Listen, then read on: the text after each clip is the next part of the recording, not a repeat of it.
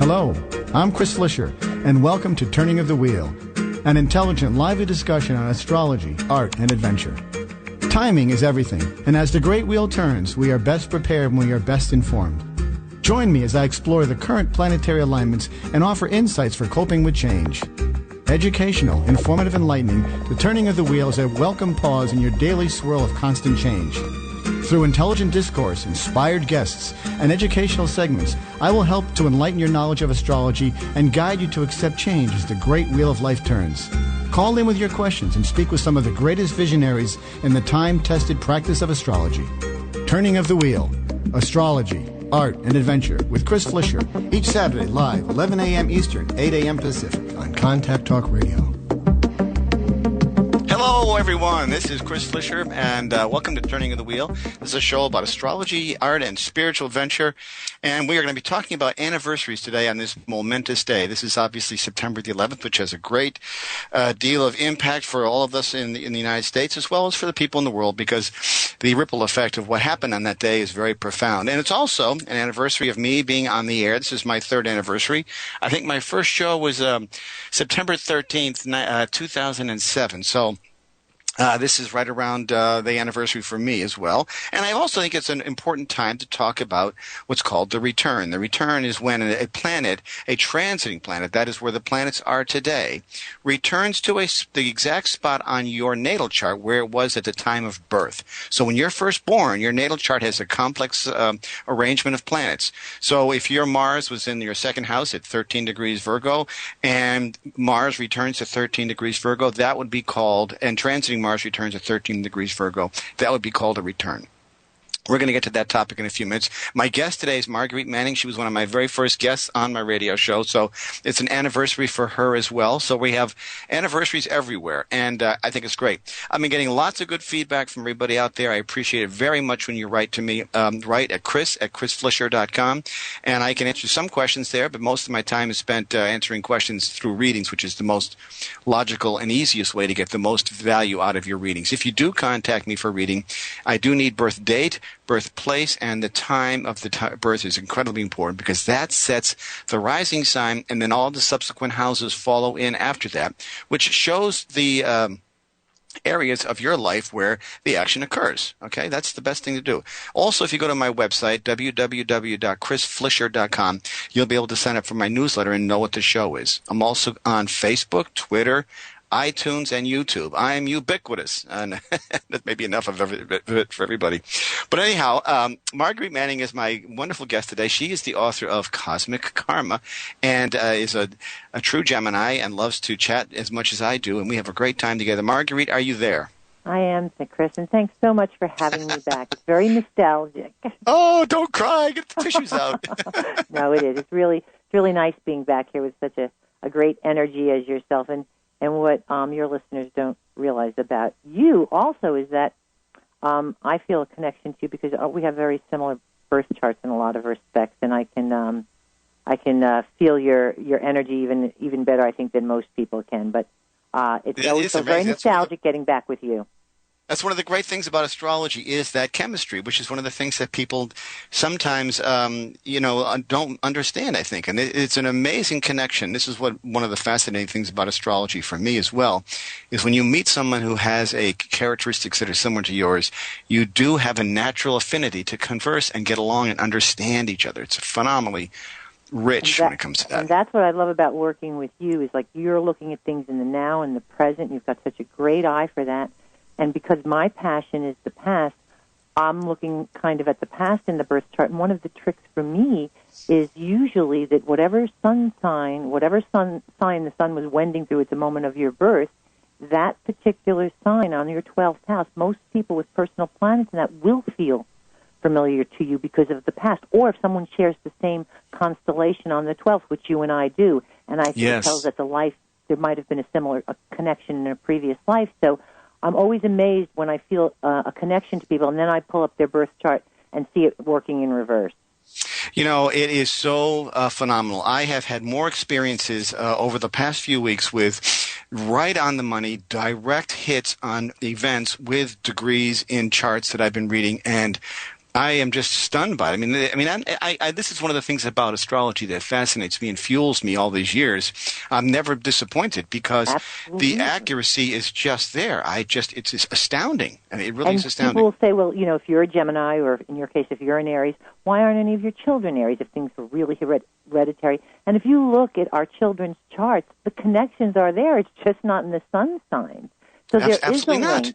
There is a link. In fact, actually, the sun sign to me represents something so totally different that I don't make the connection through the sun sign. I make it again through things going on in the 12th house, which are very, very apparent when there's a hereditary thing going on in the chart. And like you, my passion is breaking this code, finding more answers in this cryptic diagram that you and I use every single day that I believe, and I'm sure you do, is so multi-layered.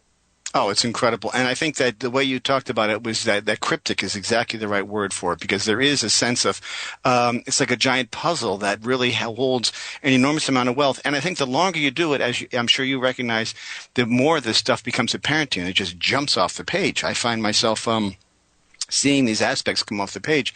Now, interestingly enough, you mentioned that the concept of the children and the parents, and that is an interesting thing because we, according to the basis of astrology, is based on a theory of reincarnation and sort of choosing our birth times. Absolutely. And I often looked at the sun and the moon in the chart to find the sort of the placement of the mother and the father in the chart. And I have my son, my child son, one of my children.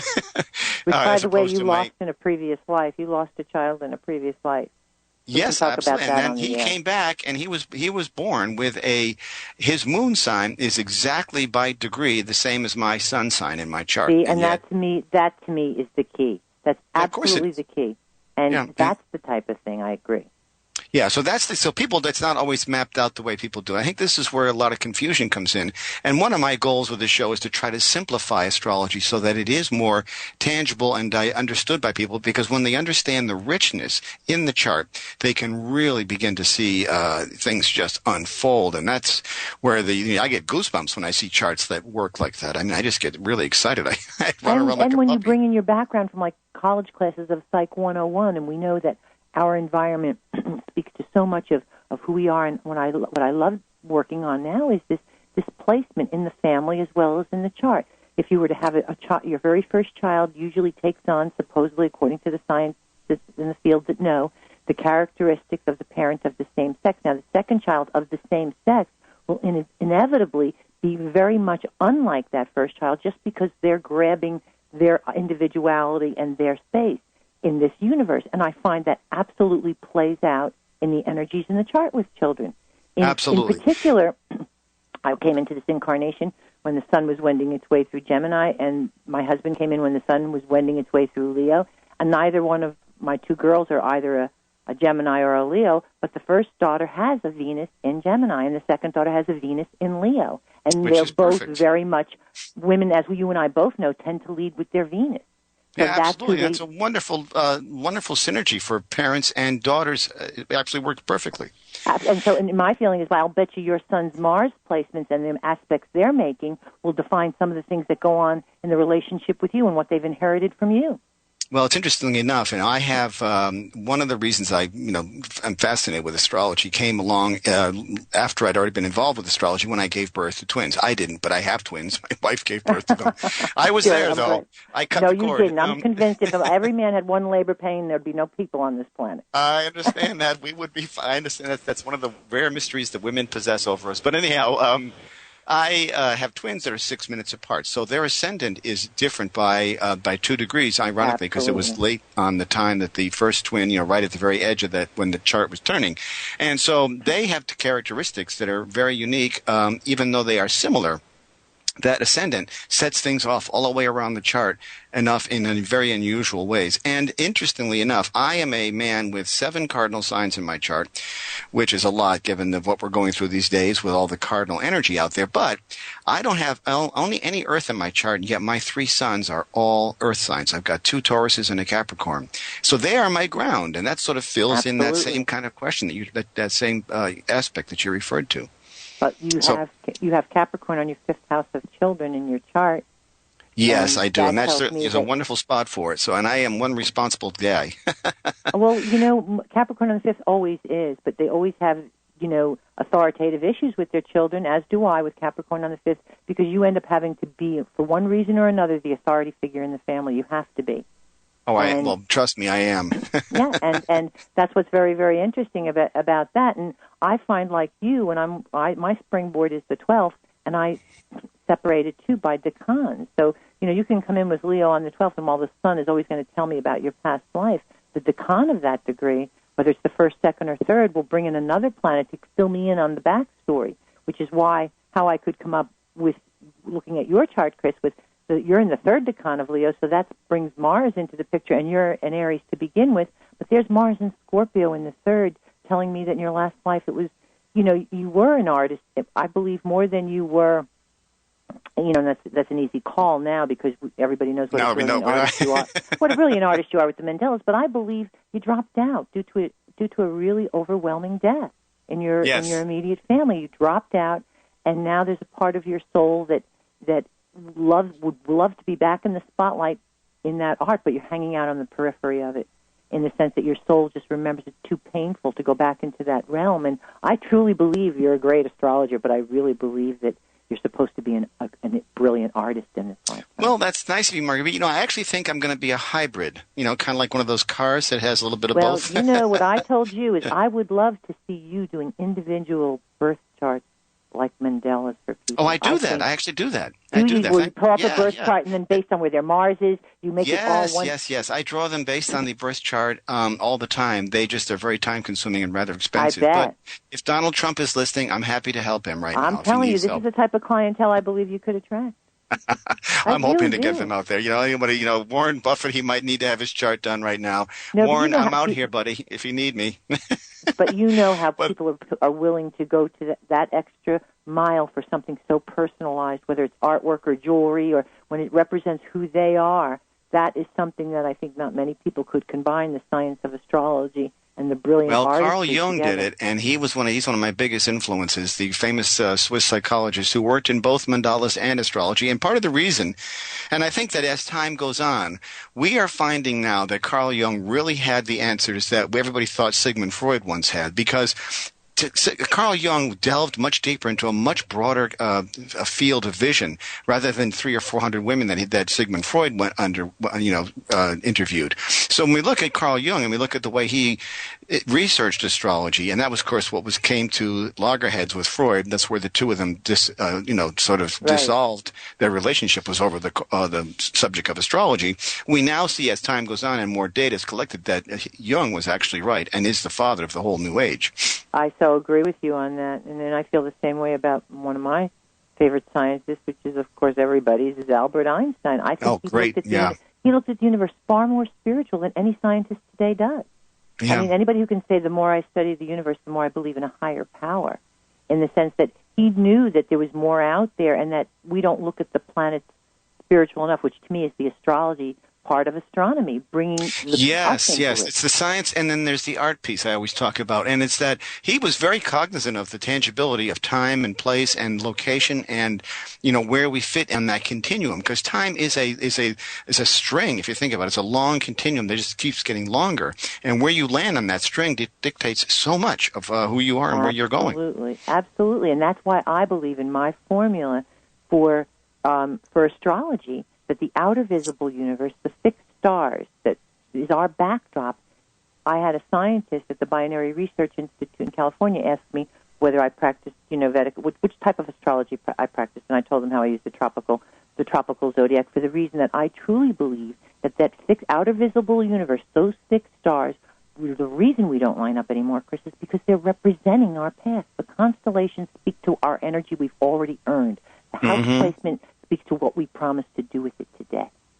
Right, and I think from looking in the past, we are able to see the future. There's a direct correlation between our what path we can become. Or what we can become, yes. Right. And it really is very evident in the chart. I got an email the other day from a woman who gave me her birth coordinates and said, what should I be doing for a living? And I looked at it and I was able to respond immediately. I haven't heard back from her yet, but I'm curious to see if she is involved in that or is headed that way, because it's just, these are the kind of things, these life choices that we make become so apparent in the chart. And this is where I would love to see this sort of methodology used in high schools as in guidance counselors and stuff like that, trying to help people find their way so their energy and time isn't wasted. I so agree with that. I think that's absolutely right. And I feel the same way.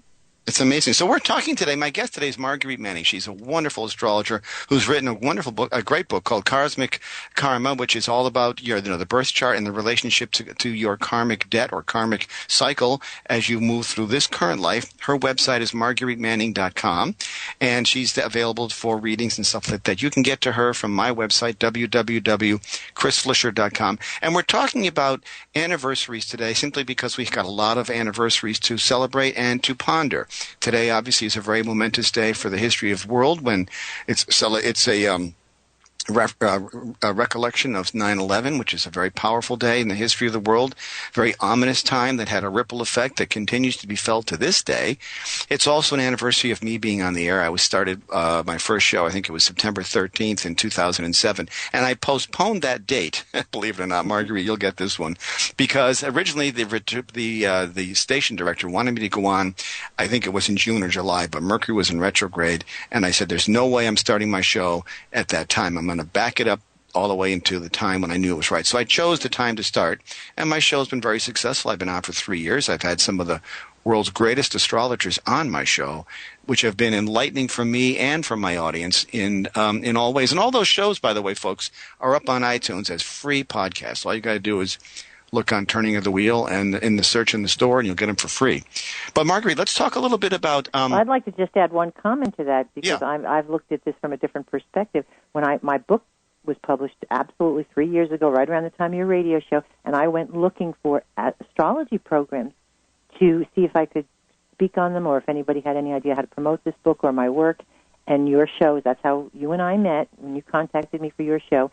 And there were probably, Chris, at that time, maybe about 5 or 6 other astrology programs on the air at the time, none of which are still on the air now. You are the only astrology show, when I first started 3 years ago, that is still there. It speaks volumes about the type of astrologer and the show you have. That's great. Well, that's very nice to hear because it's very rewarding. As you know, being out on the airwaves is sometimes a lonely job. You don't know if you're making anywhere, you're making contact, but I do begin to see the results of that happening, and I think it's wonderful. So I do appreciate that. But, we were talking, that's very sweet, Marguerite. We're talking about the idea of the return, which is sort of the concept of the topic today. And we're going to get to readings in the second half of the show. So those of you who are out there waiting, I appreciate your patience very much. But part of my goal here is to spend some time educating and discussing a topic so that you guys can get better educated about your charts. And that's what Marguerite and I are doing today. And then we'll take some calls in the second half. So just bear with us and we'll get there. Marguerite, when you think about the idea of a return, because, the 12th house has a return to it when planets are transiting the 12th house. And how does that all unfold? I mean, I see it as a very powerful time, the return. I see it as, when things are reignited. For me, the ruler of the 12th, the return of that planet to its position in the birth chart, is usually very psychologically intense period for a client. For me, I can always tell that they're coming back to a very nostalgic time, not just in this life, but I think even beyond this life, to issues that may have been plagued them for many lives, that they're now getting an opportunity to deal with. When that same planet transits through the 12th, it's stirring things up. Sometimes, and depending on if it's aspecting anything while it is a provocateur, stirring things up to try to bring those issues and those fears, and sometimes, Chris, even talents to the surface. Right. And I would imagine, when I'm looking at your chart, and I have it up here because for the lack of a better chart, but I would imagine you have, of course, the brilliant Leo on the 12th, and whenever that sun comes back to that place where it always is in Aries, on 12 degrees of Aries, also, whenever, because it's the third decan, whenever your Mars returns back to that Scorpio, 18 degree Scorpio, I will bet you that there are issues that you deal with, but I also believe that there are times when your soul absolutely wants to be creative, wants to be that brilliant artist you were in your last lifetime, and will move heaven and earth to do it, and you don't know why. Well, this is the sort of the karmic debt, I think, that is embedded in all of us, that we do have these, this is sort of manifest destiny is what I always refer to it as, and you have that coming up. And it's a very incredible, powerful time for me because I am approaching my Saturn return as well. I've got Saturn at 11 degrees Libra, and right now transiting Saturn is at my fifth, is at 5 degrees. Now, I have, interestingly, a chart only because of the fact that I've got all my 4 major angles are being tapped right now by all the cardinal planets, which is I think it's a very auspicious time, although challenging, I will grant. It has its moments of challenge, but in challenge lies the promise. There certainly is where we find the growth is when you have those tight aspects. And I think for you, too, I think your biggest, when I'm looking at your chart and what's coming up, I think, and this is even more so difficult for somebody who's got all this brilliant Aryan energy around them, and look at all your planets and Aries, I don't think your problems will arise from anything other than you picking the one that you want to do and sticking to it. I think it's just you're going to feel that there's so many opportunities, and you want to be involved in all of them. Right. And I've always been being a heavily cardinal person, I tend to take them all on, and I tend to get them all done, which is, I just spread myself. I don't think it's spread thin. It's just sort of, the ADD person in me that gets me all over the place. My money's on you. I just think when you're having difficult aspects, it's because you won't be able to feel as if you are getting them all done. Yes, that's true. Yeah, that's very true. There is a sense of being held back sometimes. I want to go. It's almost as if I'm the racehorse in the gate, and the gate hasn't opened up yet, and I'm charging ready to go, and I can't get out of there fast enough. So I'm very much that way. And if people aren't keeping up with you, that you're depending on at the time, that's like a fate worse than death for you. Oh, yeah, because they're out of my control. Right. And that's the impulsive Aries in me with that strong, desire to go and push. So it's very evident. Yeah, and of course, and I have my Sun and my Mars both ruled by Scorpio, so there's a very strong, element there that sort of, has an intensity to it for sure. Do you feel any particular, and I'm very curious, do you feel around the time that the sun is wending through Leo every year in August, do you feel a melancholy or absolutely. A nostalgia? Yeah. Melancholy is the word. Right. Melancholy is the exact word that I would use to choose at that time, and it always happens towards late August because that is when the sun begins to change its angle. We know that school is coming up. I always used to dread that part of time of year coming to go back to school after walking around barefoot all summer. I got to put shoes on as a kid, and even though I still walk barefoot today, but I was always hated that time of year because it sort of is a return to structure, and I love the energy of the summer. Being a fire sign, of course I would. What's so funny, Chris, is your degree on the 12th is 25. Leo, so it is at the end of Leo, and it is at the end of August that this would kick in. And that's right around the time the kids are returning to school. You're going out buying clothes. People are getting ready to buy, And I always found that time to be an unsettling time, sort of an end of a time. I always got involved in school and got going with the kids and stuff like that, but it always was an emptiness to it because vacations were over and stuff like that. So it was always a change, which but once we got the year going, things were good. And it will be for you. It's just that one. My feeling is when the sun starts wending into your 12th is when those issues from your past start coming up, and there is a melancholy and a nostalgia. Mine is 1 degree Leo, so mine happens every single year, but it's usually a little bit earlier. When the sun first moves into Leo, I start getting that feeling, but it's a soul nostalgia. We attribute it to different things that are in our practical life now, like you said, back to school. But I really believe the soul is aching for the past at that point.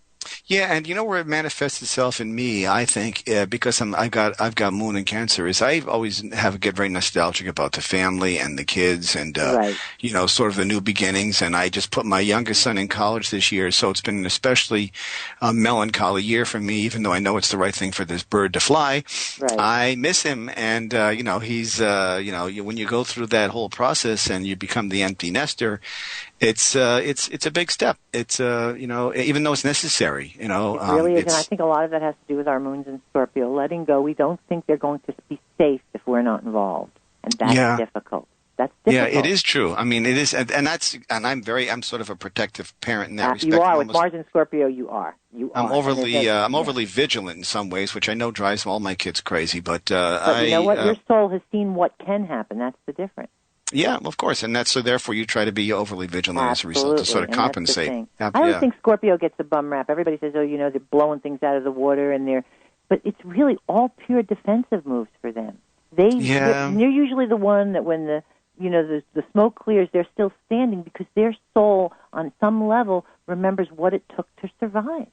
Yeah, I think Scorpios are incredibly intense people who have enormous depth and intuition and resiliency. There's a certain resiliency to them that, as you said, that you don't find in other signs, because they are the sign that really gets knocked down, and they're symbolic with the Phoenix rising. So right. There is that core quality to them that's very rich and profound in that regard.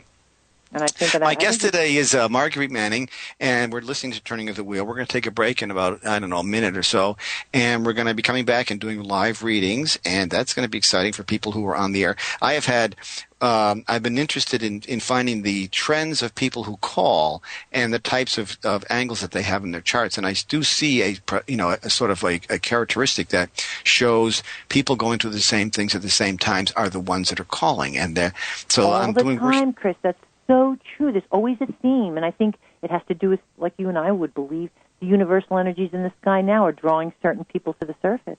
Absolutely. It is so. This is what makes astrology such a fascinating thing to study. And I think that I think astrology actually is going to come into its own.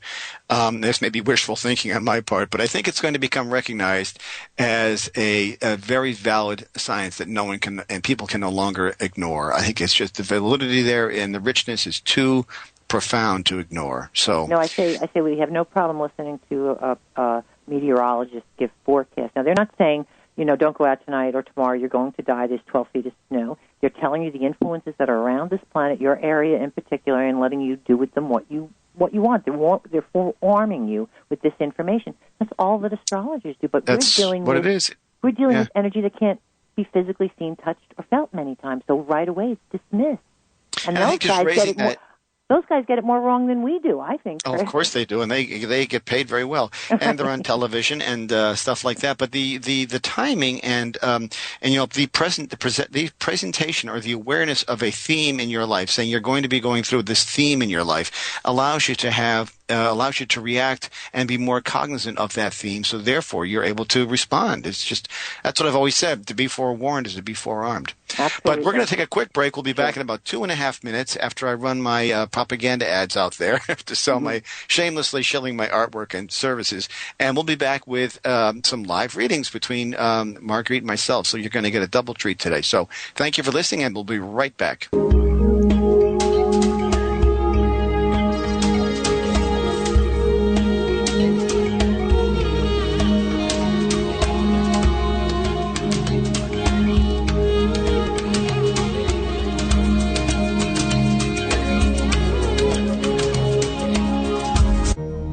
What is your destiny? Where are you going?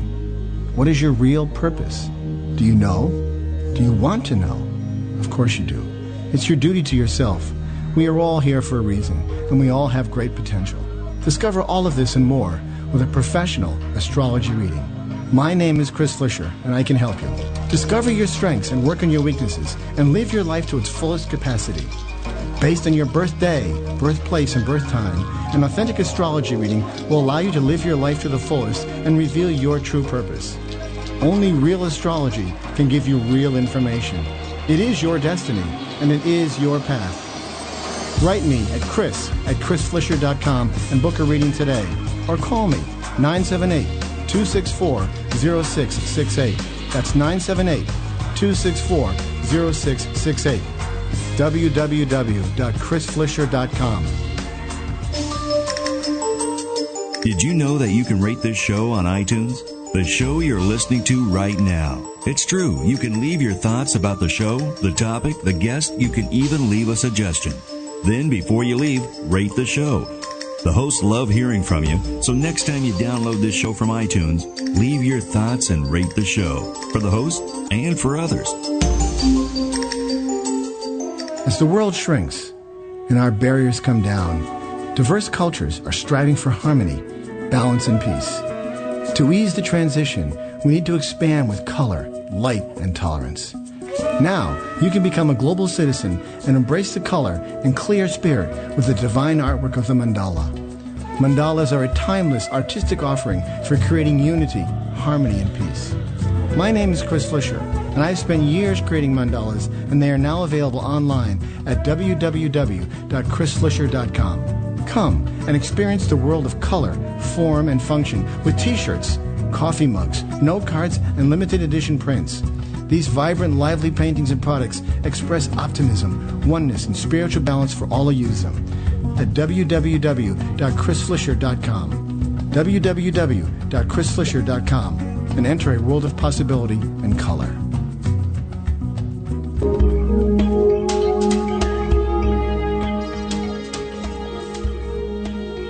Hello, everyone, and welcome back to Turning of the Wheel. My name is Chris Flisher, and this is a radio show about astrology, art, and spiritual adventure. And today we're talking about astrology, one of my favorite topics. I've got one of my favorite astrologers as a guest on today. So her name is Marguerite Manning. Her website is www.margueritemanning.com. And we're going to, people who have called in today are going to get a double dose of two Gemini-like people to spout about your charts. And we'll try to be succinct and crisp because we've got about 4 or 5 people lined up to take their charts. And we will talk about what it's all about. So the first person I want to talk about is Mark. And Mark, are you there? Your birthday I have as July 13th, 1962, 12:58 p.m. in Susanville, California. Is that correct? That's right. Thank you very much for taking.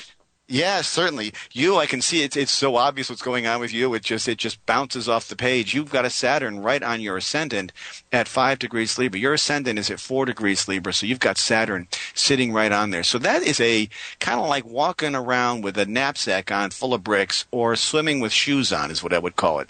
Does that sound familiar to you right now?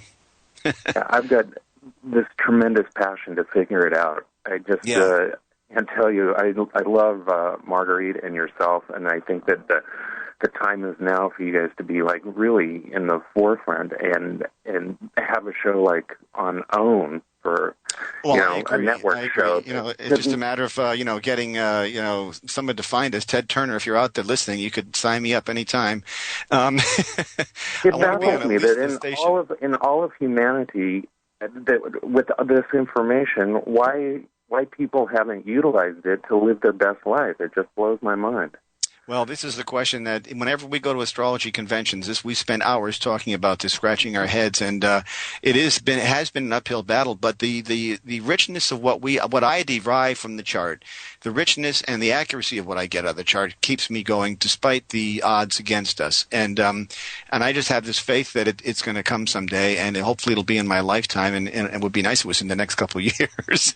Well, I think that's part of what the Golden Age is all about. We're moving. I do believe that. Yeah, I do. Well, the American Medical Association has begun to collect data based on the incidence of disease and the month in which they're born. So I see a correlation there between time and event. And if they're beginning to collate data and understand that, I think that's a sort of a nod to astrology. So I think there's hope there. But anyway, getting back to your chart, you've got Saturn on the ascendant, which is a very, very difficult aspect. The good news is that it is moving on. The worst part of it is probably over. It's always the applying pressure. In other words, as the clock ticks up to the 12, that's the time that is the hardest. You've already passed that apex, and it's going to move on further. And then when it goes retrograde, I don't think it gets back to 5 again. So the worst of that is over, but it has been a time of reflection, a very heavy time, not a very cheerful time for you. But the good news is that that's gone, and that it is a time of accountability. Now, Marguerite, what do you see? Do you have his chart up by chance? Yes, I do. I have it pulled up, and let me tell you something. With Virgo on the 12th, Mark, first of all, we can say the same about you, right back at you with the spirituality and the New Age. The ruler of your 12th is in the 9th. You left that last lifetime feeling so intellectually inadequate, but with that ruler up there in the 9th, and here's the thing, with my orbs, it's making aspect to nothing. So it's telling me, Mark, that in your last lifetime, you were an individual who was forced to move beyond the limits of your childhood boundaries due to some kind of dangerous political, religious, or philosophical beliefs. This is a life in your last lifetime that was defined by feelings of isolation and loneliness. You were sent away by yourself, and you lost your faith, your homeland, your culture, and your family. And as a result, that voice gets locked up inside of you, what your spiritual beliefs are. Now this Mercury, we're talking about returns, is coming into your 12th house. It's in Virgo. Virgo is on your 12th house, and this is where every time Mercury moves into Virgo is an opportunity for you to start speaking. Are you psychic, Mark? I know things intuitively. I don't. That's what I'm saying. He's a very strong intuitive person with all that water he's got Sun and Mercury both in Cancer, with your midheaven in Cancer as well. Yes. Very do you do any kind of spiritual intuitive work? Well, I'm definitely trying to develop something. I mean, I don't know if you know who I am, Marguerite, but I had you as a guest on my internet radio show, Navigation. Are you? Is this back about 2 years ago, 3 years ago? Yeah. I was the one that told you need to have your own show. And you were on Eddie Connor's show. Okay, Mark, this. Let me tell you something. Are you still doing this show? No, but I'm searching for a way to get back to doing it. Actually, you are a natural for it. This is a man that has to be on the airwaves. The ruler of your 12th is in your 9th. You've got to be out there broadcasting your ideas and your philosophic beliefs. You're intuitive. You've got to start taking higher-minded subjects that tap into that intuition of yours, Mark. You're very gifted, but your soul is very frightened of. It's lost its voice. Yeah, and you've got such strong water in your chart. You've got Neptune in Scorpio, you've got Jupiter in Pisces, and you've got the Sun and Mercury in Cancer. So you've got, very strong, link there that would be very supportive for this kind of work. So you really have to get out there. And you've got Mars in Gemini, which is a good driving force for speaking. So why does it scare the hell out of me? I mean, I can get. Oh, you just got to jump in. You've got to. This is the Saturn thing that did you. Let me tell you why, Mark. I just met with a cable company to have a show, and I'm paralyzed with fear about it. I'll tell you why. That's your soul. Find another venue. That's all. Find another venue. That's your soul, and I'm telling you, you were confined for what you believed and what you thought. I truly believe it was your religion and your spirituality. Maybe you lost your family as a result of who you were, and now you're afraid you can only do it behind the mic or behind the scenes. And I'm encouraging you at least do that because you have a talent. You have a talent for getting people to like you, getting people to listen. And I'm here to tell your soul, you're not going to be incarcerated and you're not going to lose anybody in this lifetime if you speak up as to what you believe philosophically. Yeah, in some ways, Mark, I don't think you really have a choice. So I agree, Chris. You'll be led to this whether you want to or not. So, but I certainly appreciate you calling in. We haven't got a whole lot of time, so I want to get some other callers on. Thank you so much. Hope you understand that. It is kind of tough to get everybody on, but I do try to. I would love to talk with you further, Mark, about encouraging you in this area. So if you want to contact me on the side later, you can possibly do that. Chris at chrisflisher.com. I'd love to speak with you. Absolutely. Thank you both for your time. Thank you, Mark. Thanks for calling. Yeah, thank you, Mark. Your voice again. Our next caller is Claire. Claire, are you there? Hi, Chris. Hello. Oh, hi. This is Claire. I'm so glad I was able to connect with you and Marguerite today. That's great. Claire's birthday, I have you down at April 28th, 1955 at 1:40 p.m. in Youngstown, Ohio. Is that right? Claire. Yes. Claire, would you like to go first, Chris? Or? No, go ahead. Okay. Fine. I'm just looking at and I want to first tell your soul right now. I want to validate your soul and tell your soul how sorry I am. You had, with Cancer on the 12th, this is a lost family in your last lifetime. And can you speak up a little bit more, please? Sure. With Cancer on your 12th house there, Claire, you had a lost family in your last lifetime. And this is very, very difficult for you. I also believe you had a mother who was quite mad, maybe institutionalized. She had some mental health issues. And this is clearly your family in this lifetime. Claire, your family is not going to be the biological family that all of us have. Your family is going to be something other than that, and I believe in this lifetime. And especially with your moon in the 12th, you are somebody who is a nurturer yourself. You're somebody who knows where people are hurting and when they're hurting. Wouldn't you agree? Yeah. Oh, yeah.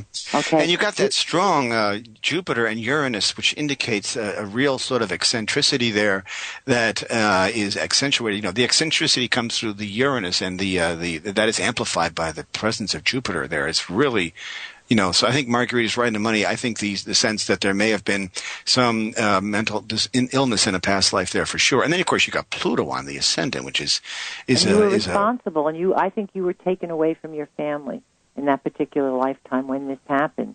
In this past incarnation, your commitment and devotion to your family and even your country would had to be suppressed because for your emotional protection and security. And as a result, now in this lifetime, Claire, your parental instincts, your fears and feelings of devotion are really profound, which is why your remarkable survival skills, your unwavering patriotism, and you have superior nurturing abilities that are rarely obvious to anyone until they're tested.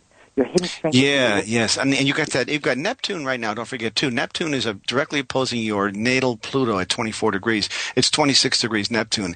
And so that's a really strong subconscious kind of energy that's going on there, a time of deep examination, a time of really searching for answers that are so deeply embedded that can only really come through something like a karmic report, where you really have to see the connection between where you are today and where you've come from. It really is evident there. But you have so many beautiful, beautiful talents and skills, and you have an incredible karmic connection to your family in particular, your family in general, your mother in particular in this lifetime. But you're supposed to move beyond it, Claire. You're supposed to move beyond the fact of feeling responsible and guilty and having to look at your family from afar and not be connected to them. You have a family now. It's just not the one you're biologically related to. And you have a bunch of people out there that are waiting for your nurturing. And I'm looking at this moon, and this moon is opposed to Chiron in your chart. And Chiron's a really important karmic planet for me, and it's in your sixth. You have some kind of specialized skill or technical ability to heal others, heal them emotionally, even though it's a physical skill. It's a physical and the skill sixth that you're house able is to. there. It's great. It's really a very good spot for you, especially when you got Venus in your eighth as well, which would indicate that the ability to dig in deeper with some topics like this and be very nurturing with esoteric kinds of topics, such as what we're dealing with right here. So this is a good spot for you to put some energy. What would you say, Chris? Chris, what would you say about that Pluto in the first? To me, it says that right on the ascendant, underneath in the first, it tells me in your past lifetime you were physically abused and pushed around. Well, I think that there's a pain involved in that, but I also think it shows a natural psychologist. So absolutely, for that reason. Person, because you want to find the answers. So, and you know how to deal with it. Yeah, and that is where, it's a really good, you're very deep probing, very serious, deep probing person. But in that there's an intensity to that is very, very profound. And therein may lie the secret to your whole existence and your future, for sure. I think you've got amazing qualities there. So don't let that go. It may just be, you're 1955, you were born. It may just be that this is the time when some of the other, restraints of life who have held you back. This may be the time that you come to blossom. And if you're looking for a change in your life, this would be the place to put your energy. So I do appreciate your calling. Yeah, you've really nailed it. And, good. Marguerite, you're in my same area code. I need to get in touch with you. I'm in your area code. Do that, please. I'm on Facebook. Sign on as Cosmic Karma, or contact me there, friend me on Facebook, or give me a call. I'd love to speak with you, Claire. Yeah, you have some powerful birth energy. Very transformative time. I have a book coming out next month. Good. Wonderful. Well, that is great, Claire. Thank you. I'd love to talk to you as well. I do want to get some more callers on. Thank you very much. You're welcome, Claire. Thank you very much, Claire, for calling. We've got a lot of callers today. We got Matthew. Matthew, are you there? Yes. Good morning. How are you? Good, thanks. How are you? I got you down at October 28th, 1955. That's at 6:21 p.m. in Livingston, New Jersey. That's correct. And let me see if I can bring up your chart. This is, it's amazing. We have got all this energy and all these people here calling in at this time, and these are pretty profound times that we're living in, and I think this is very much the case. But you've got your natal moon is at 3 degrees Aries, so you are getting in your 12th house. You're getting all the activity of that sort of newness that's coming along. So I think you can expect remarkable things over the next year or so. I think after Uranus and Jupiter go direct, which will happen later in December, and they begin to move forward into 2011, you're going to feel the impact of that very strongly. And then you've got Saturn moving through your 6th house, and it's going to be lighting up all those houses, all those planets that you've got in your 6th.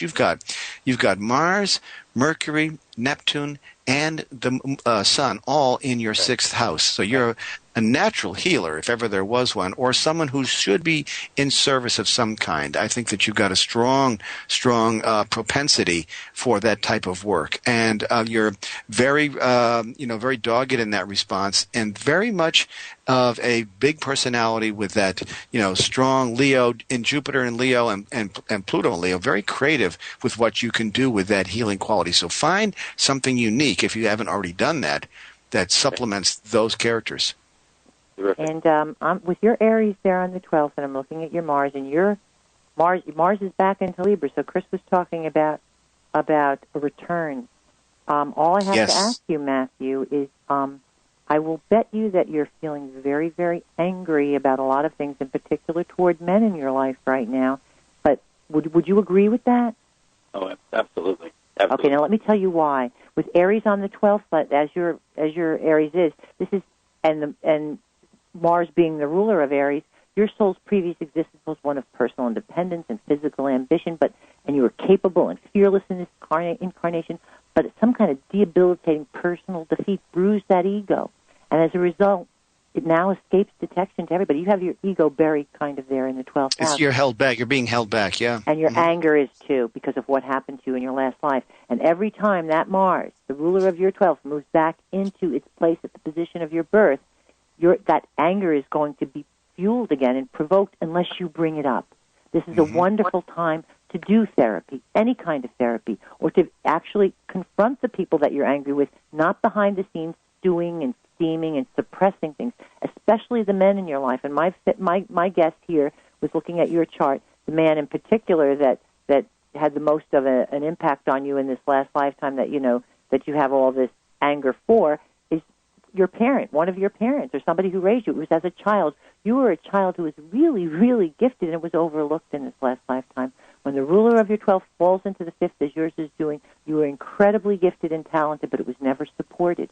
And now there's a part of that creativity that is dying and screaming to come out. And you can't be blaming the 6th house, all that activity in your 6th house, when you've got Saturn coming into your 6th house, you've got Mars, the Moon, and Venus all traveling to your 6th house. This is the time to vent that. Even if you just go and journal about it, it is still the time to live. This is like something that needs to be bled and wounded. The wound has to be healed, and this is the time to do it, if ever there was.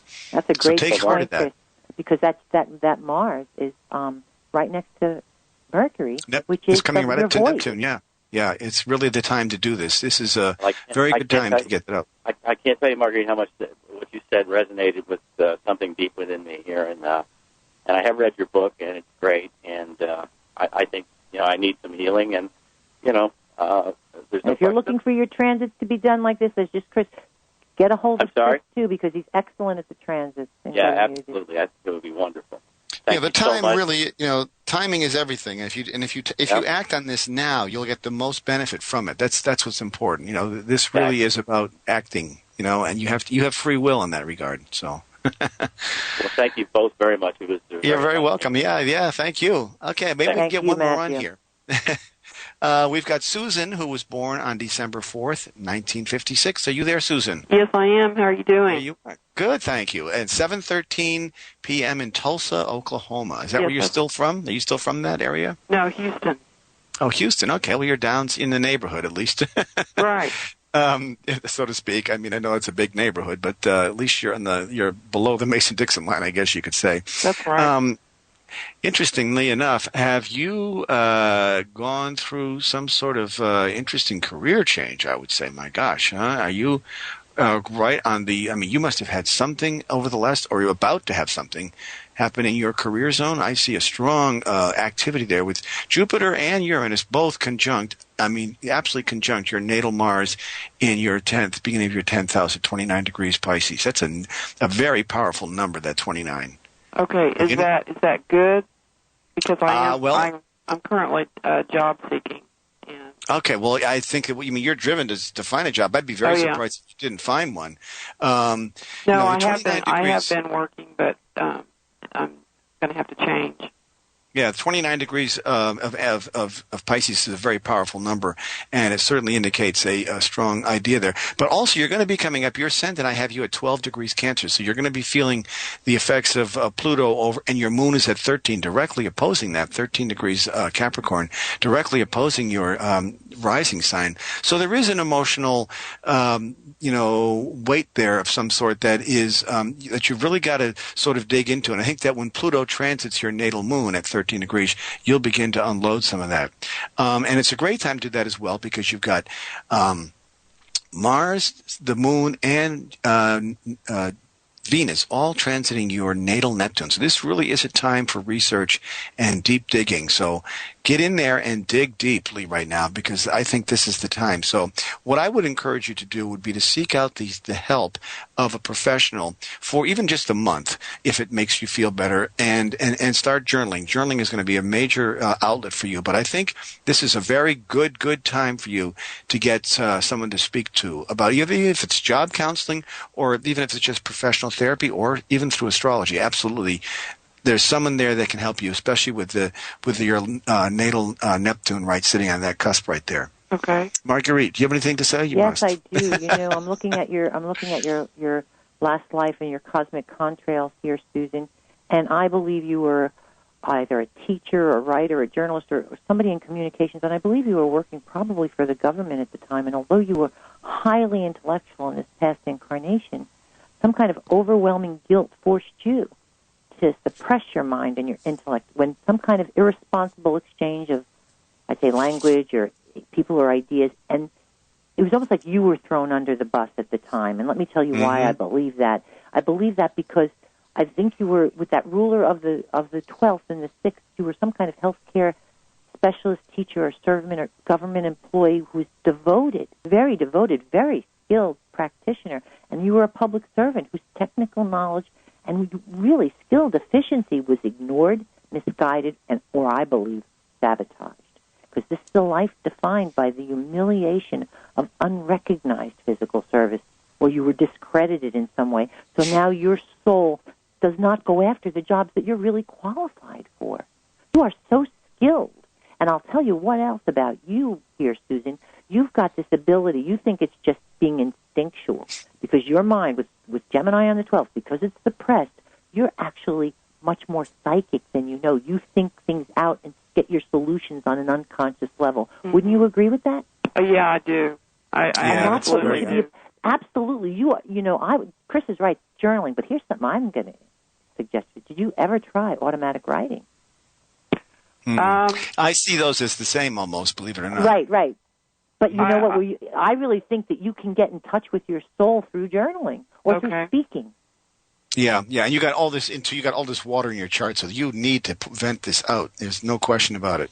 So you're that's very, very very good. Skilled, and you undersell yourself. You really sell yourself short. So my feeling is, and this Mercury is going to be coming back into Sagittarius soon, and my feeling is that you will.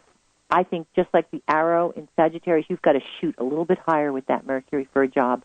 Look a little higher and give yourself a little bit more credit for your skills and your talents. Okay. And I think some of that energy that you're looking for will come through the automatic writing or the journaling and the counseling that you can get. So you've got to find some way to vent. That's what I'm saying. Right. I think that the venting is going to allow your mind to stop the chatter, and it's going to fill that in with new energy, which is going to give you the power to get out there and get it done. So, Marguerite is right about this. You got to get that. You got to get that vented somehow. So that really will happen through the course of that talk that you have with somebody. So okay, you're very skilled there, Susan. Do not forget you are skilled, and this feeling of inadequacy, let it go. Okay, whistle power through it. Okay, yeah, it's very good. So thanks for calling so much. Thank I appreciate you very much. it. Thank you. Yeah, it's Susan. great. My guest today has been Marguerite Manning. She's an astrologer. Her book is Cosmic Karma, and her website is www.margueritemanning.com. And she's a professional astrologer that works through the karmic debt and the karmic path that leads us to where we are today. And knowing the past allows us to get insight into our future because it's through that, much the way history, when you were talking about earlier about going to school when we were younger and studying psychology and stuff, I found just as much value in history as well, because you could see the transits lining up exactly at the time when events happened, and it was remarkable by degree. Chris, leave it to an Aries to say that to me, because it's the truth. My passion is unlike most other astrologers. My passion is for finding the past in the birth chart, because I truly believe that's the only way our souls can get on with the future, is to be able to discern which is yesterday and which is forward. Yeah, it's amazing. We got about 90 seconds left, but I want to just wrap up with ideas about how to get a hold of Marguerite, how to get a hold of me. Marguerite and I are both on Facebook. You're on Facebook as Cosmic Karma and as Marguerite Manning. I'm on there as Chris Flisher or as Turning of the Wheel. And we both have websites. Mine is www.chrisflisher.com or turningthewheel.com, and Marguerite's is margueritemanning.com. And we're both on Facebook. We're on Twitter. We're everywhere. We're sort of, ubiquitous. But give us a call if you need help and guidance. Astrology is incredibly rich. The information that is there will be very, very affirming and will be a very deep guide for getting you forward. We got about 60 seconds. Marguerite, you got anything to say that you can wrap up with? I just want to say thank you, Chris, and happy anniversary. And it's been one of the wonderful joys of this journey I'm taking, is meeting some very enlightened and fun souls as yourself. So I'm so glad that's very nice of you. Thank you. It's always fun to have, and we'll get you back on, and for sure, and we'll try to get the show. I've been doing more, individual shows myself, but I love having guests because the hour goes by so fast. That's the only problem. I try to get everybody on. It's very difficult. I know. But anyway, I have to wrap. So to all of you, thank you very much, Marguerite. Talk to you all next week. To be forewarned is be forearmed, and always open to possibilities. Thank you for listening, and we'll talk to you next week. You've been listening to Turning of the Wheel with your host, Chris Flisher. To schedule a reading with me or to order artwork, you may visit my website at www.chrisflisher.com. That's www.chrisflisher.com, or email me, and you can call me at